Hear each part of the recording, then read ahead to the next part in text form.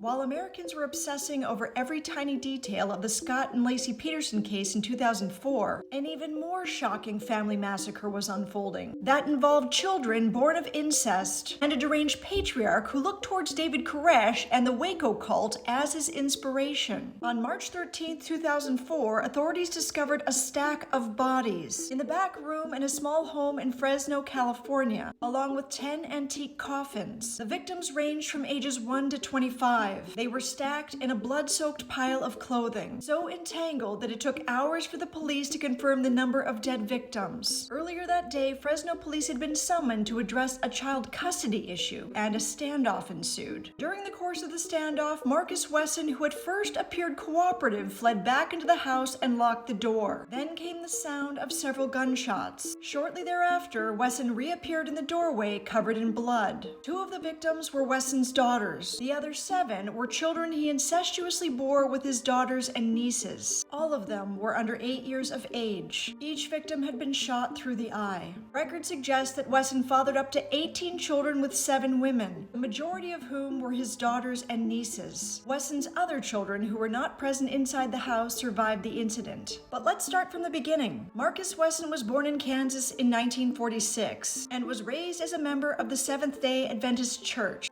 His mother was allegedly a religious fanatic, and his father an alcoholic child abuser who abandoned the family when he was a child. During his later years, Wesson became fascinated with Waco, Texas cult leader David Koresh. He moved in with an older woman and her 8 children in San Jose, California. He soon began SAing her 8-year-old daughter Elizabeth. Elizabeth later testified that she loved Wesson at the time, and at age 13 enthusiastically agreed to marry him. He was 34. The marriage ceremony consisted of the couple putting their hands upon the Bible and reciting marriage vows. 4 months later, Elizabeth gave birth to her first child. Wesson married 3 of his nieces and 2 of his daughters the same way and had children by all of them. Wesson made his family into his own personal cult. He isolated his children from the outside world and beat his wives and daughters with sticks and baseball bats if they talked to boys or if they didn't learn a lesson. He was fascinated by vampires and gave himself, his daughters, and nieces all vampire names. His name for himself was Jiva Marcus Spire, a mixture of Jesus, Marcus, and vampire. He homeschooled the children and taught them from his own handwritten Bible, which focused on Jesus Christ being a vampire, due to him being immortal and the whole blood drinking thing. Wesson's school curriculum involved teaching his 8 or 9-year-old daughters how to perform certain domestic responsibilities involved washing his dreadlocks and scratching his armpits or head. The girls were not allowed to talk to their male siblings or their mothers. Both male and female children were physically abused. He told the children that he was God and had them refer to him as Master or Lord, and taught his family to be prepared to die if anyone ever tried to break up the household. Possibly in anticipation of such a massacre, Wesson purchased 10 antique coffins from a dealer. The Wessons allegedly spooked their neighbors. Residents of the home cooked something of a particularly foul odor 2 to 3 times a week. It smelled real ugly, like death. Everybody complained, but we never thought anything about it. When they'd go out, all the women wore dark robes and walked behind Wesson in silence with their heads facing downward. All of the boys within the family moved out of the house when they were old enough, as did many of the girls. However, his daughters and one of the nieces stayed with their father, uncle, husband into adulthood, bearing his children and supporting the family.